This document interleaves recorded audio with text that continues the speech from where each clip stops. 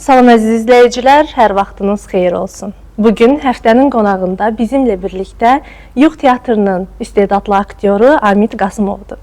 Xoş gördük Amit bəy. Necəsiz? Xoş gördük. Təşəkkür edirəm yüksək səviyyədə. Təki hər zaman yüksək səviyyədə olasınız. Amit bəy, istəyərdim ilk növbədə sizi daha yaxından tanıyaq. Amit Qasımov kimdir? Ən çətin sual. Elə Amit Qasımov və Yuğ Teatrının sənətçisi.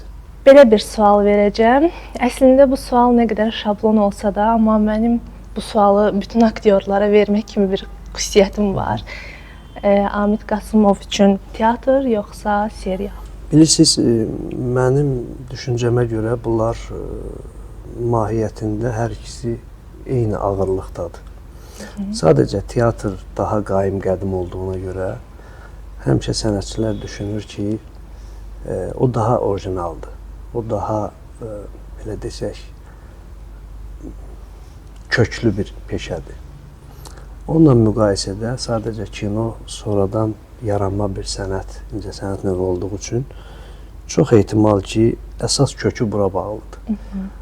Və ondan sonra gəlir onun canlılıq məsələsi və teatr həqiqətən indi bu dəqiqə, bu anda baş verə bildiyi üçün çox güman ki, onun yaratdığı o sihir, sehir, tilsim əsrlər boyudur ki, öz orijinallığını qoruyub saxlayır. O səbəbdən mən düşünürəm ki, mən də o fikirdəyəm ki, əlbəttə teatr daha sirlidir mənim üçün. Amma nəyi ilə bunlar eyni ağırlıqda hesab edirəm? Çünki hər ikisi bir mənəviyyat sorağına çıxır. Hər ikisi ruhla bağlı iş görür. Təbii ki, söhbət əsl, teatr və əsl kinodan gedir. Utanıram bu əsl sözünü işlətməyə, çünki bu müasirləşən, günü-gündən qloballaşan dünyada teatr, kino mənə elə gəlir ki, öz mahiyyətindən biraz günü-gündən uzaq düşməklə məşğuldur. O səbəbdən mən daha köhnənin tərəfindəyəm. Çünki o xalis, əsl sənət köhnə teatrdadır. Yəni o anlamda köhnə teatr ki, həmin ruha bağlı, mənəviyyata bağlı xidmət göstərən sənət ocağı deyək, sənət məkanı deyək, nəinki düşüncəyə, nəinki intellektə. Mən sizi Yuğ Teatrında bir neçə dəfə izləmişəm. Ümumiyyətlə, Yuğ Teatrının tamaşalarının çoxunu izləmişəm və çox da zövq almışam. Mənim ən çox sevdiyim tamaşalardan biri də Toy dəstgahıdır. Sonuncu olaraq isə mən Dədə Qorqud izləmişdim, orada da siz rol almışdınız. Amit bəy, teatrdan danışdıq. Mən düşünürəm ki, gələk biraz da son çəkildiyin seriala, Tilova, Nazimə. Nazim sizə nə öyrətdi? Açığı çox qəribədir insan, yəni sənətçi, aktyor bir rol üzərində işləyəndə, istər teatrda olsun, istər kinoda ilk öncə o personajın özü ilə müqayisə eləyir. Görüm kim, yəni onun canında nə mənim canımda olduğu kimidir, vərdişlərindəmi, xasiyyətindəmi. Təbii ki, o bir bədii təfəkkürün məhsuludur, o bir uydurma bir məhsul olduğuna görə və maraqlı olur. Çünki sən ona hansı formada yanaşsan, o səndən o cür danışa bilir. Nə qədər ki, o bir sadəcə kağız üzərində bir söz kimidir, amma təbii əsərin, müəllifin də istedadı odur ki, onun əsəri ona qarşı yanaşmada bəlli olur ki, bu nə qədər canlıdır, nə qədər yəni istedadlıdır, nə qədər qeyri-istedadlı. Bu baxımdan, yəni şükürlər olsun ki, biz də həmişə çalışırıq ki, istedadlı işlər içərisində özümüzü sınayaq və yaxud ifadə eləyək daha da olsun. Yəni bütün məsələn, oynadığım rollarla o söhbətim olur mənim. Və bir çoxsu ümumiyyətlə mənə uyğun olmur, bir çoxsu elə bir mənəm kimi. Amma konkret Nazimə gələndə təbii ki, o bir polis məmurudur və mən bilmirəm o necə olur, nə deməkdir. Amma bu rolu oynamaq mənə həvalə olunanda təbii ki, mən çox Emil Quliyev ssenari yazılmazdan 3-4 ay əvvəl mənə zəng elədi, dedi ki, polis oynayacaqsın. Dedim, oldu. Və mənim özümün də çoxdan belə bir istəyim vardı. Və mən başladım hazırlaşmağa, eləməyə filan. Təbii ki, mən polisi necə düşünürəm, necə görmək istəyirəmi daha çox yazılan ssenaridəki Nazimə əsaslandırmağı özümdə daha çox maraqlı hesab elədim. Və yazılanla aşağı-yuxarı mənim istəklərim arasında xeyli fərq vardı. Və mən çox minnətdaram Emil Quliyevə. Biz oturduq, xeyli danışdıq və ssenari müəllifi təbii ki, Pərviz Həsənov, Emil Quliyev, düzdür, gənc, istedadlı ssenarist, Araz Bayram, bizim gənc qardaşımız, onu görməmişəm, amma əsas Emil Quliyev və Pərviz Həsənovla birgə söhbətimiz əsasında, yəni mən əsaslandırmışam öz fikrimi ki, bu belə daha yaxşı olar da. Əks halda sözü gedən polisi oynamaq o küçədə ondan çoxdur və insanlar onu filmdəkindən də yaxşı izləyirlər. Onun nəyi maraqlı olacaq, onu gətirək, ekrana çıxardaq. Məncə daha yaxşı olar bu belə müstəvidə yanaşsaq. Biz balaca ölkə deyilik. Yəni dünya üçün də bizim belə bir kinoda, deyək ki, mədəniyyət dili ilə özümüz haqqında belə bir rəy yaratmağımız bu həm bizim peşə borcumuzdur, həm mənəvi borcumuzdur. Nəinki öz qüsurlarımızı küçüyə çıxartmaq, ekrana çıxartmaq filan kimi. Bilən hər şeyi bilir. Ona görə sənət o deyil ki, elə hər küçədə gördüyünü gətir, yayımla gətir, onu ifadə elə. Bu baxımdan, yəni Nazimdən də mən çox şey öyrəndim. Həqiqətən bir dövlət məmuru olmaq, yəni xüsusən polis olmaq nə qədər məşəqqətli bir işdir, nə qədər zülümlü bir işdir və əslində nə qədər şərəfli bir işdir. Amma çox zaman sanki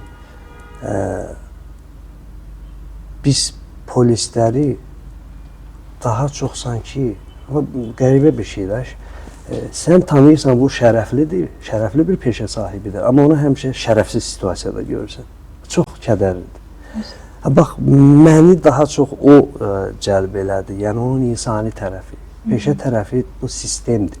Dünyanın hər yerində necə, bizdə də elə. Amma bunun insani tərəfi və nə deyim, mən həqiqətən anladım ki, polis olmaq insan olmaq deməkdir, polis olmaq ləyaqət daşıyıcısı olmaq deməkdir, polis olmaq həqiqətən hər bir evin övladı olmaq deməkdir. Bəs Nazimin yaşadıqlarını Amid Qasımov yaşasaydı, necə olardı?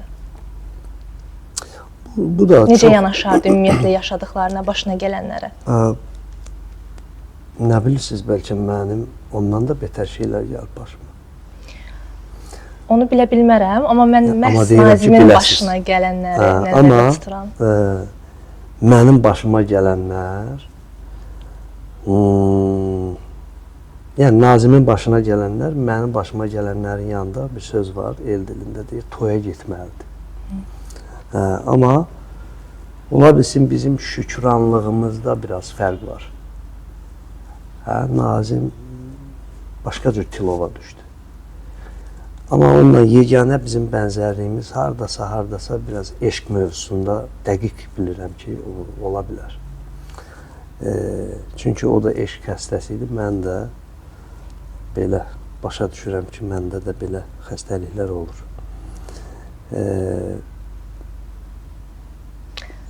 Başqa tərəfləri mənə, yəni, maraqlı şeylər çoxdur əslində. Maraqlı şeylər çoxdur. Onda belə bir sual verim. Bəs sizcə Nazim həqiqətən sevirdi? Bax, bir Yəni dənə onun sevgisini həqiqi sevgi adlandırmaq olardı. Çünki orada üzr istəyirəm. Çünki orada deyir 35 il sevib və 35 il gözləyib. və özünün 35 yaşı var. 35 il ərzində Nigar çıxıb gedəndən sonra axtarmayıb, aramayıb. Məncə çox sevən biri ümumiyyətlə sevdiyinin başına gələnləri hər kəsdən birinci öyrənməyə can atmalı və bilməlidir. Məncə əsl sevən bu həm də əsl əxlaq daşıyıcısı olmaq deməkdir. Belə birisi sevdiyi haqqında bəlkə də bir çox şeyləri bilməməlidir. Amma mən başa düşürəm, siz hardan danışırsınız. Bu tamaşaçılar, izləyicilər üçün də maraqlı gəlir. Siz hardan bilirsiniz ki, Nazim gedib onu axtarmayıb? Yəni filmdə o kadr görünmür deyə ona əsaslanırsınız. Düzdürmü? Nazimin nəyi görünür ki, o da görünsün? Deyirsiniz axtarıb. Mən çox şey deyə bilərəm.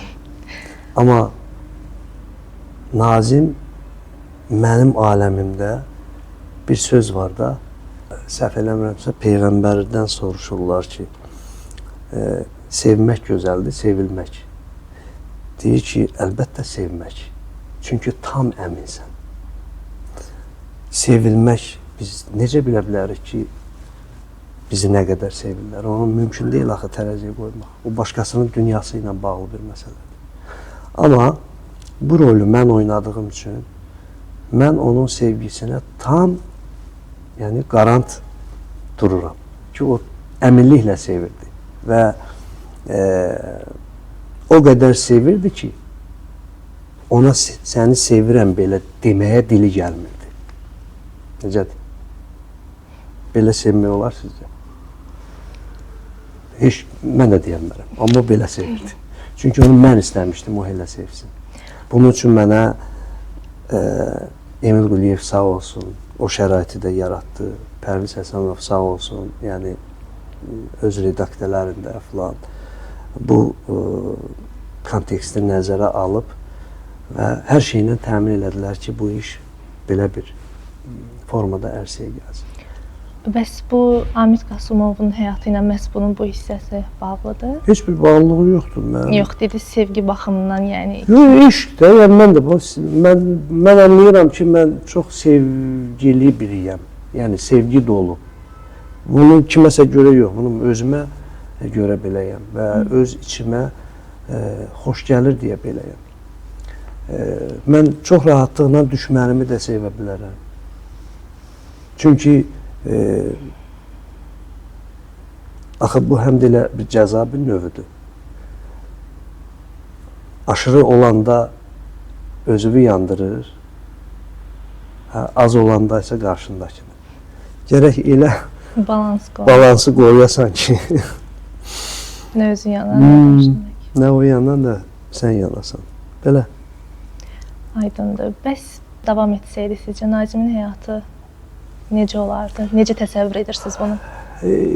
Başqa cür maraqlı olmazdı. Onlar qovuşsaydılar falan belə. Mən öz aləmimdə bunun adını bir Nazim və Nigar dastanı qoymuşdum. Belə də özüm üçün. O qovuşsaydı onda dastan olmayacaqdı. Əfsanəyə çevrilməyəcəkdi. Düzdürmü? O baxımdan maraqlıdır. O elə olmasaydı onda bizə bilmirəm indi izləyicilərə belə görürəm ki, təsir eləyib. Yəni ona inansaq, başqa cür olsaydı o təsirli olmayacaqdı. Yəni qovuşmamaqla, qovuşmağın nə qədər önəmli, qovuşmaq üçün ölmək gərəkirsə, ona da canı dildən getməyin nə qədər önəmli olduğunu vurğulamaq deməkdir. Ümumiyyətlə Nigar öldü və ondan sonra Nazimin həyatı. Yox, Nigar ölmədi ki. Əgər Nazim Nigar müstəvisində yanaşsaq, mən tam əminəm ki, Nigar ölmədi. Ölən Nazim idi. Bax, buna da tam əminəm. Çünki o cür sevdiyi bir insanı, bu sadəcə bir bənzətmə kimi deyək, el dilində belə bir vərdişlərimiz var da. Yəni mən səni elə anadan olandan sevirəm falan. Bunların nədir? 35 yaşı var da. Yəni bu təbii ki, ora qədər nə isə deyə bilir ki, yəni mən elə sənin üçün doğulmuşam. O anlama gəlir. Əsl deyir, ölən gedən deyil, qalandır.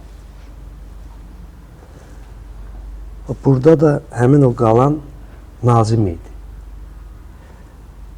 Və mən amid olaraq, mənə maraqlı idi da, məsəl üçün ona belə də demək gəldi. Ged, yaşa görüm necə yaşayırsan.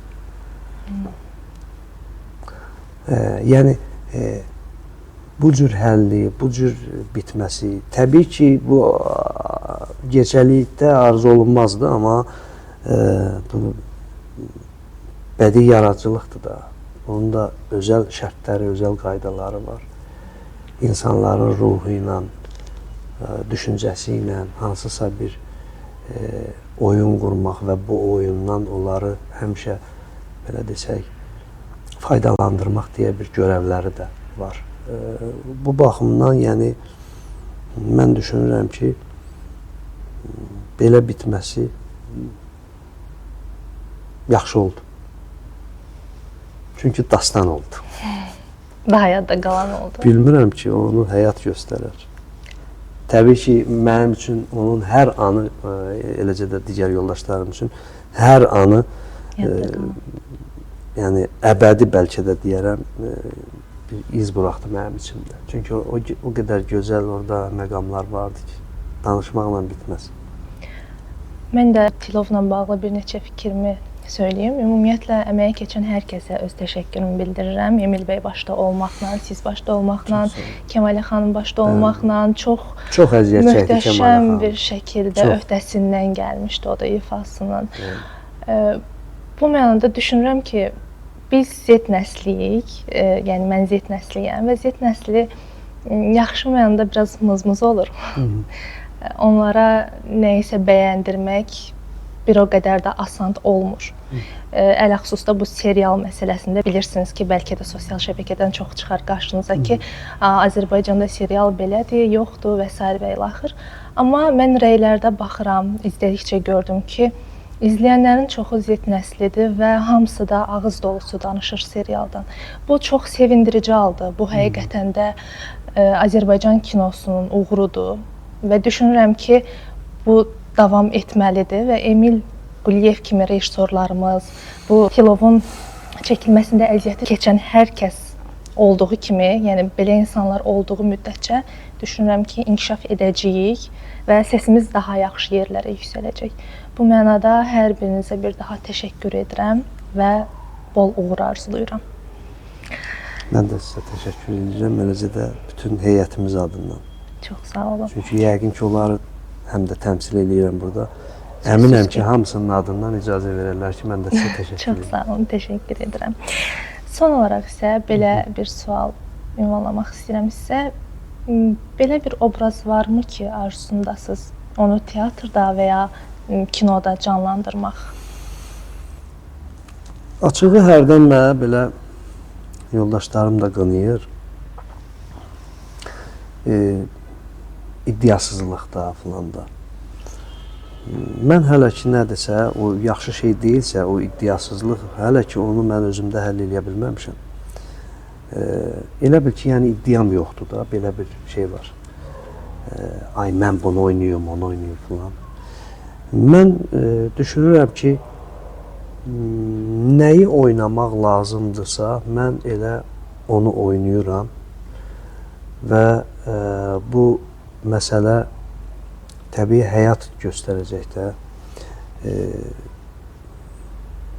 Mənim oynamaq istədiyim şeylər o qədər yöndəmsiz, belə desək də, nəsnələrdir ki, o heç adam deyil.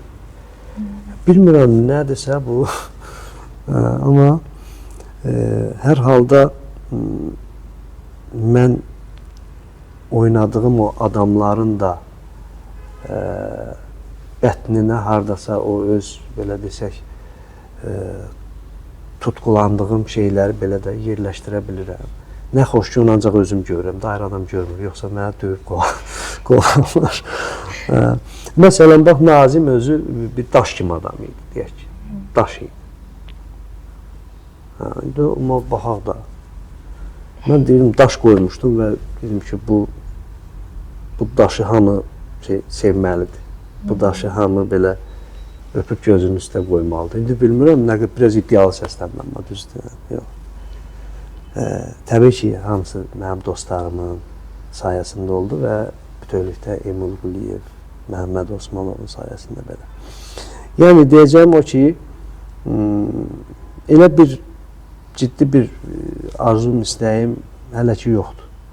Çünki mən nəyi arzuluyuramsa, o hamının arzuladığı yerdə olmur və başa düşürəm ki, bu mənə məxsus bir arzudursa, onda bu heç kimə bəlli olmamalıdır da. Yəni, mən özüm istənilən məsələ haqqında mənim öz gizli bir fikrim, gizli bir düşüncəm anlamında deyirəm bunu. Bu pis bir şeydən getmir söhbət, təbii ki. Bu çox hədsiz dərəcədə, deyərdim, qutsal, hətta ilahi bir şeyin üzərində olan məsələdir.